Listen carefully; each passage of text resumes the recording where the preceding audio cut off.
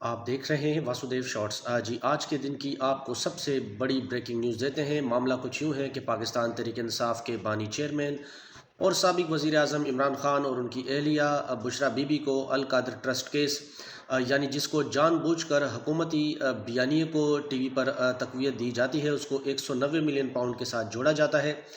یہ القادر trust case کا معاملہ ہے۔ اس کو حکومت اس لیے نہیں بتاتی کیونکہ پھر ان کو بتانا پڑے گا کہ غریب کے بچے وہاں پر پڑھ رہے ہیں۔ فیصلہ سنانا تھا آج جج صاحب نے۔ احتساب عدالت کے جج رانا جاوید صاحب آج اڈیالہ جیل صبح 8:30 بجے اطلاعات کے مطابق پہنچے۔